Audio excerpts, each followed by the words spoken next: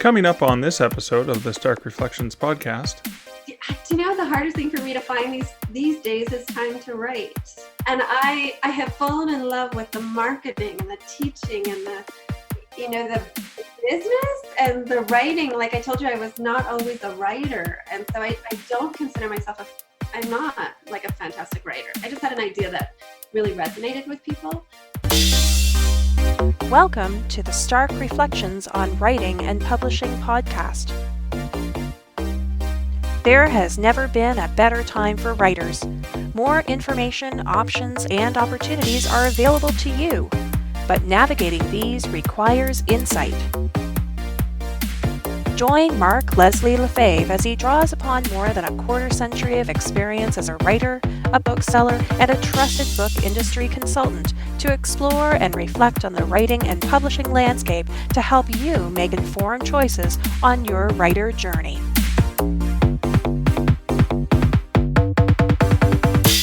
Hello, Reflectives, and welcome to episode 98 of the Stark Reflections podcast. This is your host, Mark Leslie Lefebvre. In this episode, I interview Laurie Wright, who is a best-selling children's author on a mission to empower people one book at a time. Laurie empowers children through her books that gently and with humor coach kids in self-regulation. She empowers writers by getting them to step up, take action, and publish their books. Now, I had the pleasure of speaking with Laurie about her books and her work with writers, and that's coming up in the main segment of the show. But first, here's a little bit about this episode's sponsor, Findaway Voices. At Novelists Inc. last week, Findaway Voices surprised all author guests with a really awesome swag bag filled with goodies. First, there was a bright red t-shirt that read, "I want more," printed on it. Also, a sleep mask with "more sleep" on it. An aluminum water bottle with "more drink" printed on it. A box of mints with "more networking," and some great info about the company and the more that they offer. The Findaway Voices reps at the conference were wearing matching bright red t-shirts that had "more" in giant letters printed on them. So, I want more and more. Sure, it's a brilliant marketing campaign, but it's a great reminder of how Findaway gives authors more. More distribution, the broadest retail and library distribution network available. More options and more control. Choices as to where authors want to distribute to.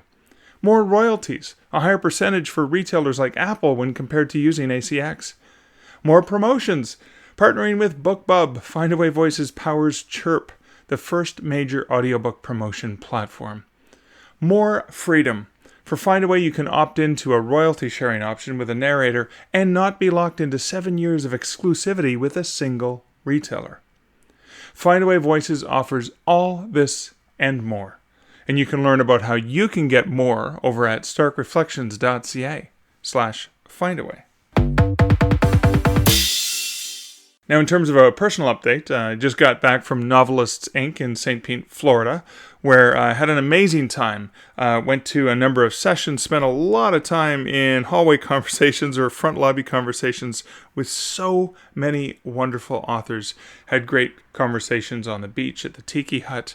I know, it's hard. It's really, really hard work, but absolutely overwhelming, intelligent and insightful and forward-thinking conversations with so many people. Some fantastic presentations from so many people, too many to mention. Also, in terms of the fun we had, is Draft Digital and Findaway Voices hosted the karaoke party on the Saturday night, and Dan and Kevin and I from Draft Digital sang Bang on the Drum from Todd Rundgren, but we changed the words to Bang on the Keys, for writers. That was kind of a fun thing to do. The first time I'd actually done a song with Kevin and Dan at the same time. Dan and I had always, and maintained the tradition, but we always do, If I Had $1 Million by the Bare Naked Ladies, but Dan, Kevin, and I had never sung together. So that was really fun. I don't want to work. I want to bang on the keys all day. I don't want to play. I just want to bang on the keys all day. Ever since I was a tiny boy, I don't want no candy. Another highlight from that night was singing the song Summer Nights from Grease. on stage with a small group of guys and gals, like doing obviously the Danny and Sandy parts. And it was my first time singing on stage with Damon from BookFunnel, as opposed to the singing I do with Damon when we're on panels together or just hanging out, because music and lyrics just keep shooting out of our mouths. We can't help it. But this one was official. People were there to actually hear us sing, as opposed to when they don't want to hear us sing when we're not on stage as part of a karaoke thing. But it was a lot of fun. We had a really, really good time. Looks like everyone there had an amazing time, and it was a great way to sort of close down a really long week of filling your brains with lots of great information. Now, speaking of filling, I'm hoping to fill some people with some books from a previous guest. A few episodes back, I interviewed M.L. Buchman, estate planning for authors, and I actually saw Matt at Novelists Inc, and Matt brought me 2 copies of the book that he signed for 2 lucky winners. So 2 lucky winners who left comments, and 2 lucky winners from the small but powerful family of Patreon supporters. So, the winners of the 2 signed copies of Matt's book from commenting on episode 92 are Amy, Tasukada And Vanessa Kier. Congratulations to you both, and thanks for commenting. The copies are now on their way to you. Also, congratulations to patrons Julie Strauss and Amy Teegan. Congratulations just for being patrons. You were automatically entered for a chance to win another 2 copies of Matt's book, and they're also on their way. Of course, I learned that Julie already bought a copy of Matt's book in paperback, so instead, Julie, I'm going to be sending you a different little envelope with a surprise print book treat that I hope you enjoy. In future, there'll be more book giveaways, usually a random draw just for commenting on the show. I'll announce those as they come up, and all patrons are automatically entered into those draws, with an extra book or 2 being made available to them. These prizes are my way to say thank you to commenters for their active participation, and to also say thanks to the patrons of the show who support it just for a few dollars a month over at patreon.com/starkreflections. But that's enough introductory matter from me. Let's get right on to the interview with Laurie. Hey, Laurie, thanks so much for joining me today. Hi, Mark. Thanks for having me. I'm pretty excited to chat with you about, and there's so many things to talk about, but I guess I should start at the beginning, because you are a writer first, I believe. Well, apart from being a parent first, but a writer first. Where did that spark for writing come from? Well, I'm not one of these people who's been writing stories since I was 4, actually. I taught kindergarten for 10 years, and dealing with 4 and 5-year-olds over that time span, there was a lot of changes that happened. And one day while I was still teaching, I was motivated to go home and write a book. But that was 2008-ish. Okay. Well, I'm curious, what was that motivation? Was it a question that a child asked? Was it a moment when you were reading a story? And what was that? I don't remember the one particular instance, but it was over time, the amount of learned helplessness I was seeing more and more in the children. And there was, one little girl in particular, I had to physically block her mother in kindergarten from helping her tie her shoes. It probably wasn't even tied shoes. It was probably Velcro shoes. But it was a mom who was so in a hurry always. She did everything for her daughter. To the point where we'd had conferences, and you really ought to let her try to do these things. She's like, and then one day, I found myself physically blocking her and thought, this can't be right. Like, there's got to be a better way. Anyway, it was that kind of behavior. Really? And Wow. in so many instances, things like my pencil is broken, right? And that's what was happening with these 4 and 5-year-olds. It's not that they couldn't solve their problems. It was they didn't know the steps to take to attempt to solve problems. And we're talking like a broken pencil problem, or a shoe problem, or zippers, or an issue in the block center. So that was the motivation. And I guess one day it just got to me, and maybe the idea sprang. I don't know, but I went home and wrote it down in my Word document, Word 97. Which it's funny because it feels like, my partner Liz is a K-6 principal, and she experiences that to this day with, not kindergarten children, but, kids in grade 6 whose parents believe that they're actually helping, but they're actually, now I'd like to say maybe they're not allowing the child to be empowered. Yep. to solve their own problems, to experience frustration. Yep. And it reminds me of something I saw you say in a talk. Boredom is a good thing. And maybe actually bumping up against a problem and actually being able to deal with it. Is that where some of that came from then? Absolutely. And at a young age, so really simple problems so that they experience multiple tries, for putting on your pants, for putting on your socks, that kind of stuff. They start them early so that when they're a late teenager, they don't have a complete meltdown when they're not successful on the first try, right? Which is happening. And of course, yeah. And then that's it. So yeah, you betcha. And, I still talk to teachers, and I always hope that when I say that phrase, learned helplessness, I'll be like, I'll see the heads going, no, we don't have that anymore. And instead I get a lot of deep sighs, a lot of head nods, and then I always pause and think, shoot. Well, I saw it. I worked at a university bookstore between 2006 and 2011, and I saw that a lot with 19 and 20-year-olds who this is their first time. And the helicopter parents were actually there helping them buy their textbooks. And I refused to talk to the parents. Not that I refused to. They're wonderful people. Yeah. But the parent would ask the question, and then I would address my answer to the child. Because I'm like, when you go home after Labor Day weekend, Junior needs to know this. And so I'm telling Junior, you can listen. But I'm telling Junior because Junior needs to be equipped with this. And Junior needs to know if he has any questions about these, he can come back here and talk to us. Yeah. Right? Because they were so helpful throughout the child's life that they so you're starting them early. Thank you for all people who work at universities. Trying.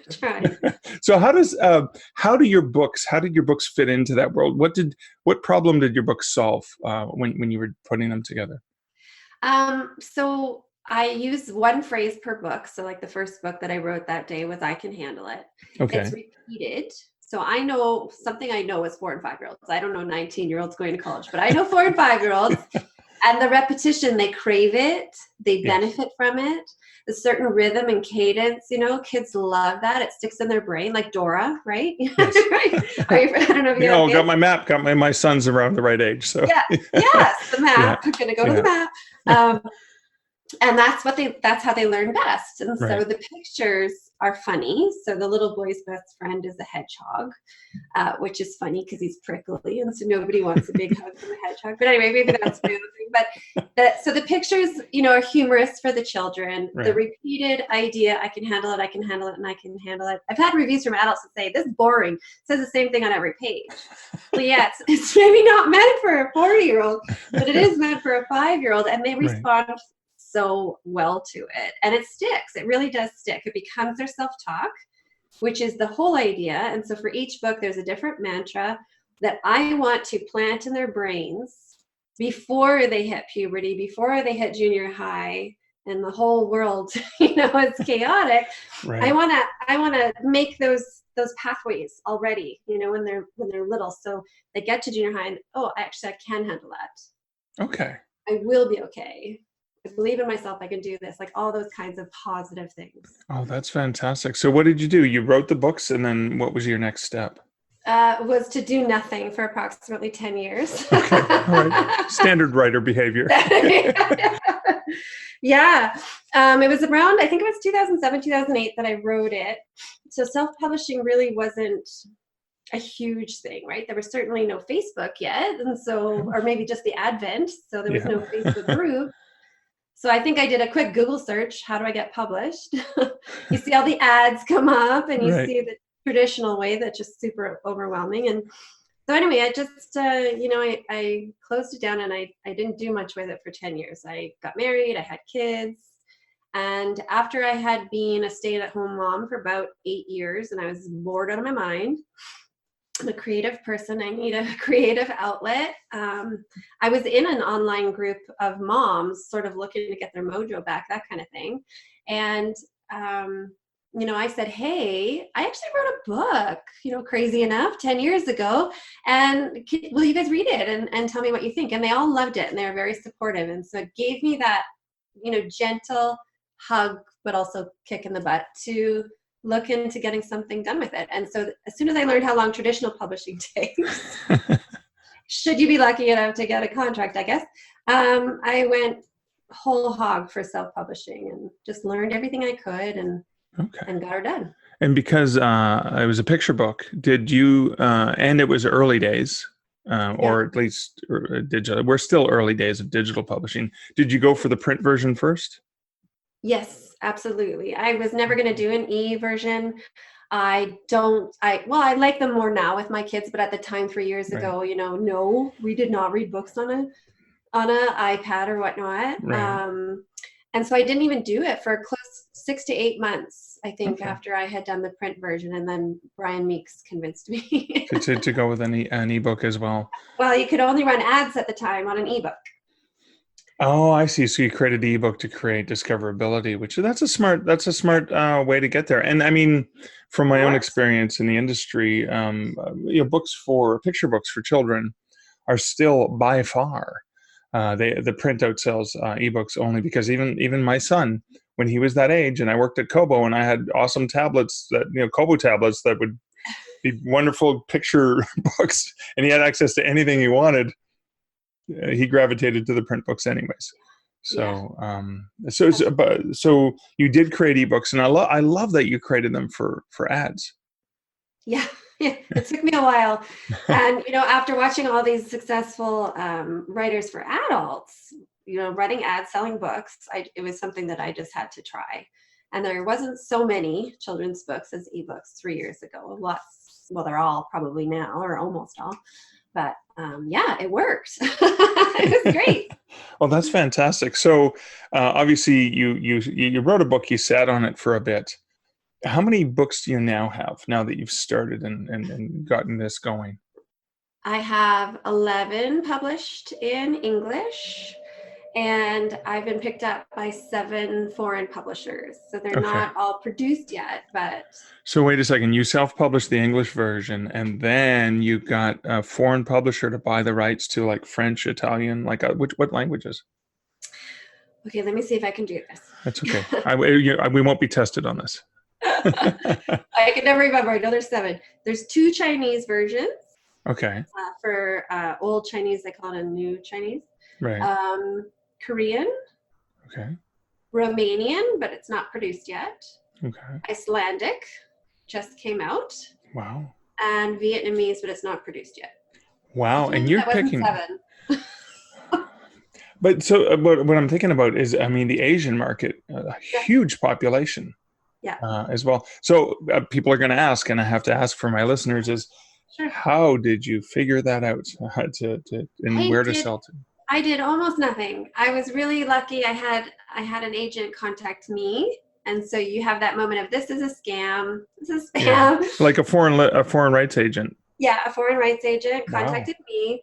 So I took to Facebook, like, is this real? Is this not real? And she was fairly new at the time. Okay. And I just took a chance. So of course I had a lawyer look over all the paperwork and talk to some more experienced people than I was. But in the end, even though you can access foreign markets and publishers on your own, like, I did not have the time. Yeah. So in the end, going with the agent was the best bet for me, and she hustled for me. So. Well, and that's the other thing too, is the agent has a network of people. They're probably at Frankfurt, right, where they can meet with publishers from around the world in one place in 4 or 5 days. And that's what they do.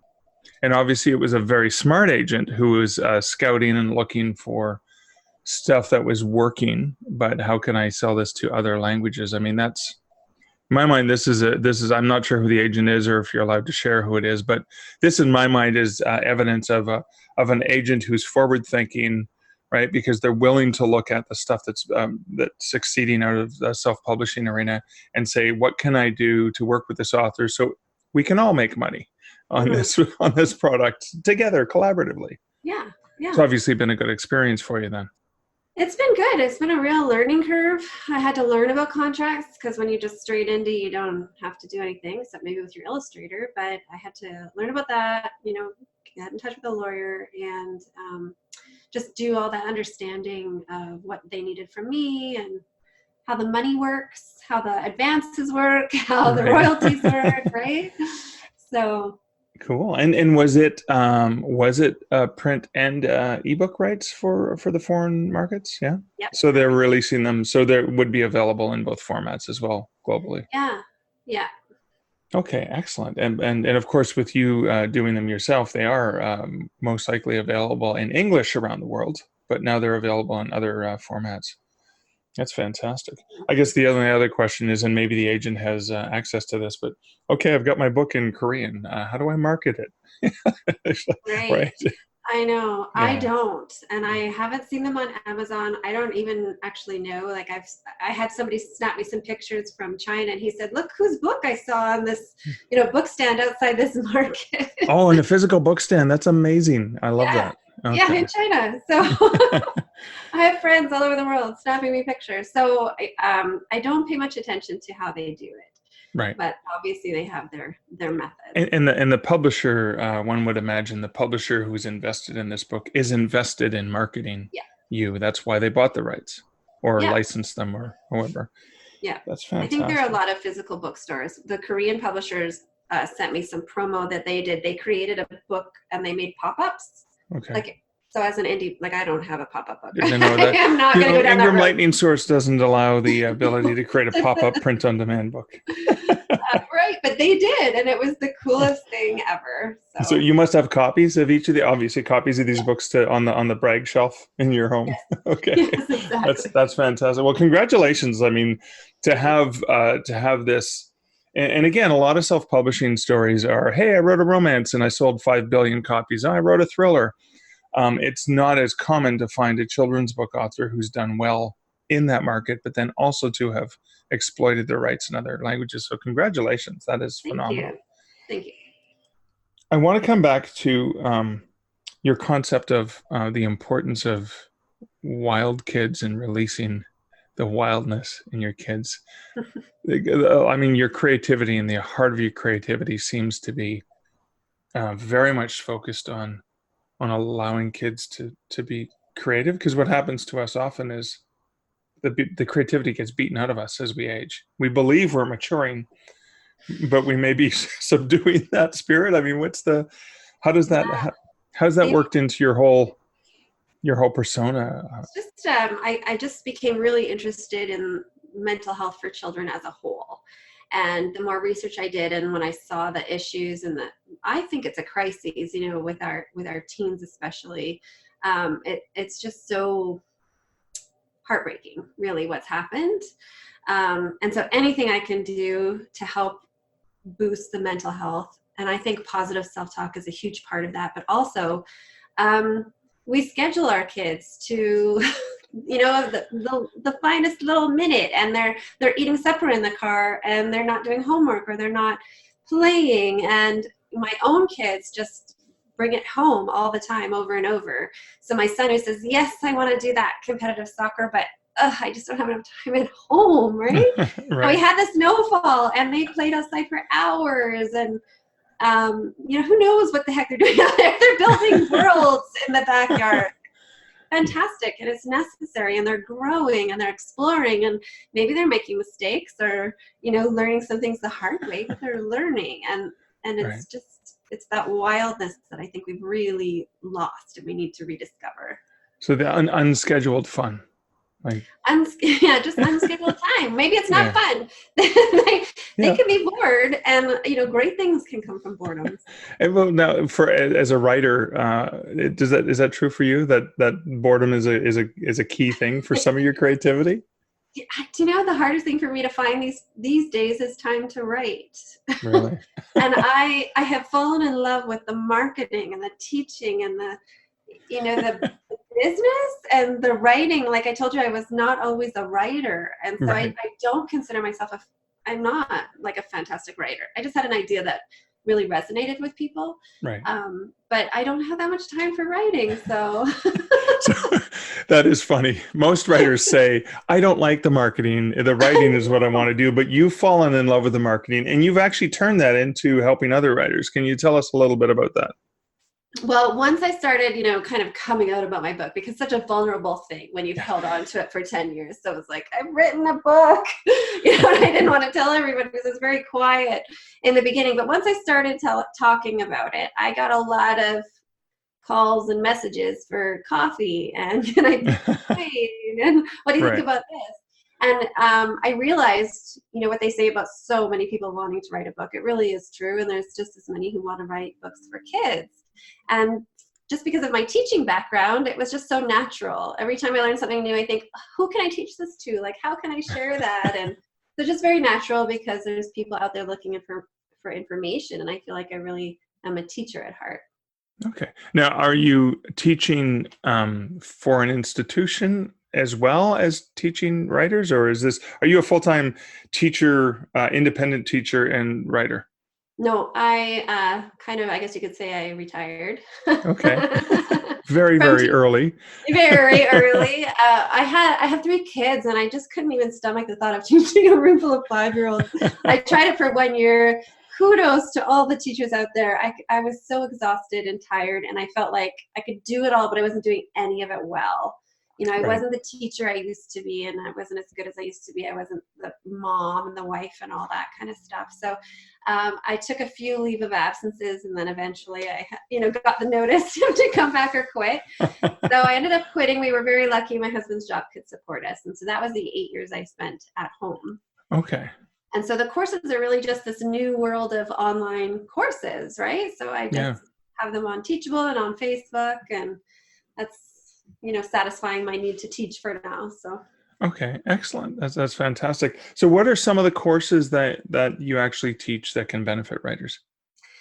So I do a how to publish, but it takes people from not the story writing, because I don't consider myself a teacher writing, but how to find an illustrator, so your different options and what to think about and what to look for and what to ask. Right. And then I feel like people really like short and easy. There's a lot to be said for not 100-hour course. So I have one it's how to publish a profitable picture book, but it's a 30-day plan. Okay. So here's what you can do each day that should be half an hour or less, but the time that it takes you to get your illustrations will add to that. So you won't be published in 30 days because illustrations can take a few months, but there's something to do for a little bit every day. I actually have a free course that I quickly made, and it's just using the ABSR to determine if your idea will be likely to sell. So it's called Sucky or Stupendous. A lot of people, I did this like a webinar, I'll tell you if your idea is any good. Well, so many people wanted feedback on that. I thought, I'm just going to make a course that I don't have to talk to people every day, because they just want that validation. And I think that all ideas, could be profitable, and it just depends on how you do it and what illustrations you come up with and all that, how you market it. And you also have, speaking of free content available for writers, is you have a podcast as well. I do. Yes. Whole new world, that podcast. Yeah. How, what is the podcast about, and how's the process gone for you? It's called The Writer's Way, and it's spelled properly. When I first started, I did my last name The Writer's Way, and then I felt like people don't know what I'm trying to get across there. A little too clever. But my idea was really just celebrate people who have been there and done that and gone through the process. So I've interviewed a lot of fairly newly published authors. Yeah. We talk about what they've learned, what advice they have, blips along the way, how they found their illustrators, because that's still a huge topic, is where to find an illustrator and how much should it cost, those kinds of questions. So I've talked to a lot of people about that, and then I've started expanding a little bit more, sort of like almost lessons, like here's how to find an illustrator, and I have a podcast episode about that. And then I had one case study over this summer with it was actually a dad from my son's soccer team who found out what I did and was really interested. And so I said, well, come on the podcast and you'll be my case study and I'll help you and walk you through. But he's kind of fallen off a little bit, so I'll have to plug him. But you can remind him that so did you for 8 years, right? Yeah. Right? Yes. I've been there. That's fantastic. And I guess where can people find the podcast? How do they get to that? So I do put the videos on YouTube. So it's Okay. just the Writer's Way podcast, and it's also on all the podcast channels. So All right, Spotify, cool. Stitcher, my website, lauriewriter.com, Apple, I guess, and iTunes and all those. All the places. All So the places. looking back on your career and being a writer, being somebody who inspires and educates other writers, what would you tell the Laurie who had this idea that she created? She came home and wrote it down. What advice would you give her? Go for it. Go for it. The whole thing has been completely life-changing for me. Like when I think about being in the classroom now for 6 hours a day, it's painful. Like I'm so thankful. So I think everybody should go for it, but I don't think you should go in blind. I think you should do what I did, which is find people who have been there and done that, and they have advice to give, and listen to them. And whether that's free Facebook groups or courses, it doesn't matter because there's tons of information, but soak up as much as you can.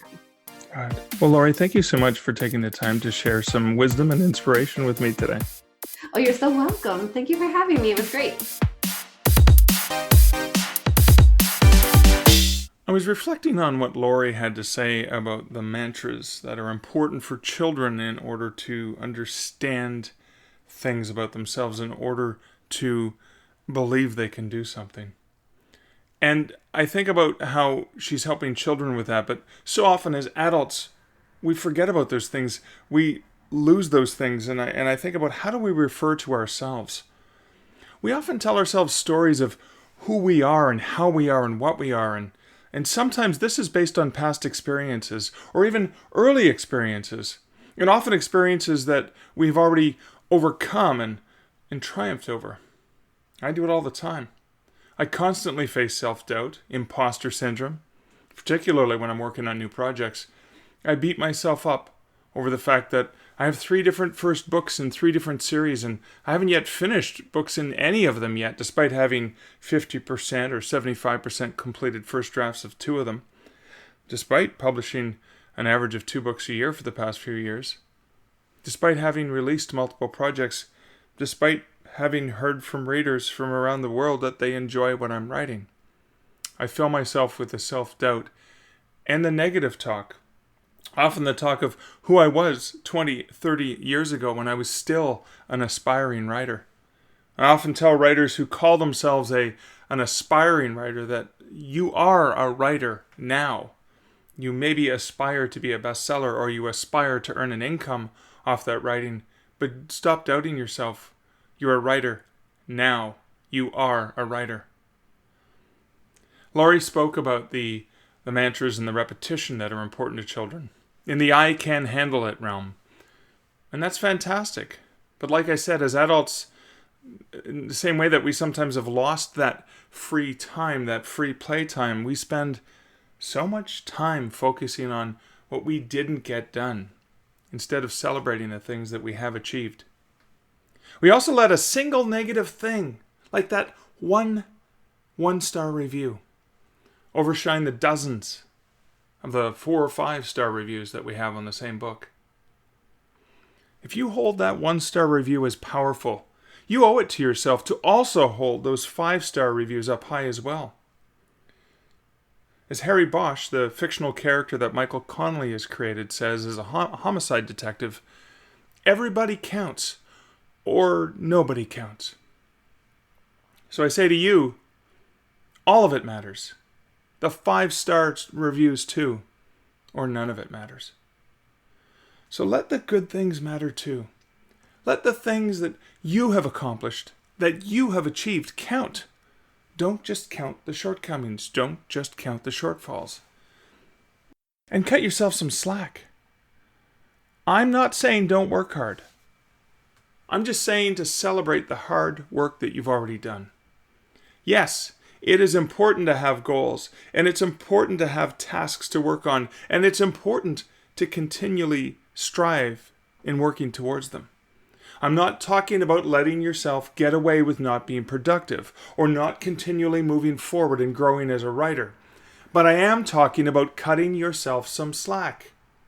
So you planned on getting 500 words written today, but things went south and you only got 50 words written.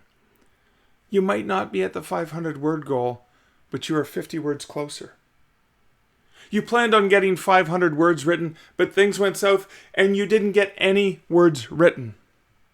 But you reflected on that, you set a goal, and ideally, you made a plan for how you're going to get that done, either later today or tomorrow. I remember hearing Joanna Penn share that she had to keep telling herself, I am a writer, I am a creator. It seems like pop psychology, a lesson in positive thinking, but it's so much more than that. We become what we tell ourselves repeatedly that we are.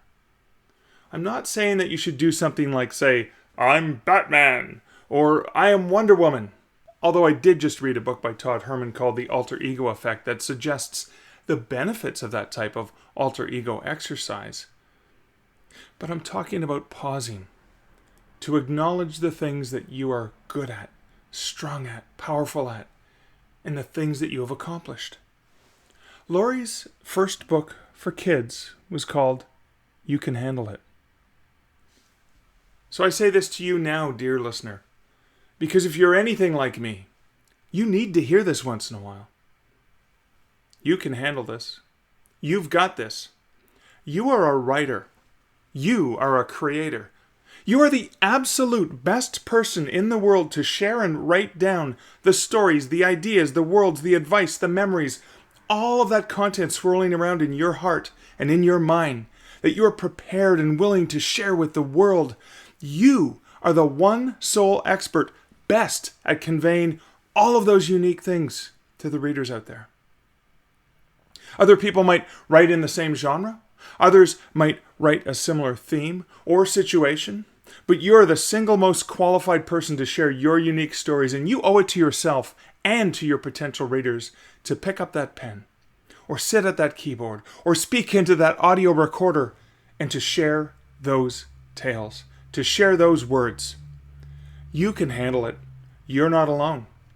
There are hundreds of thousands of others like you and me right at this exact moment who are facing that blank page and will apply themselves to filling it with their unique voice, their unique words. Because you are a writer, you are a storyteller, you are a creator, and you are a reflective spirit. Well, this is Mark Leslie Lefebvre for the Stark Reflections on Writing and Publishing podcast. I hope you enjoyed this fantastic interview with Laurie. If you enjoy this podcast and you think it would benefit a friend, please feel free to share it somewhere or leave a review. Thanks so much for listening.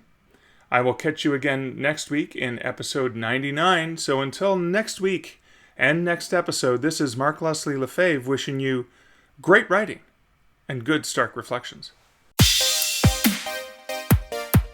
Thank you for listening to the Stark Reflections podcast. You can find show notes for each episode at starkreflections.ca.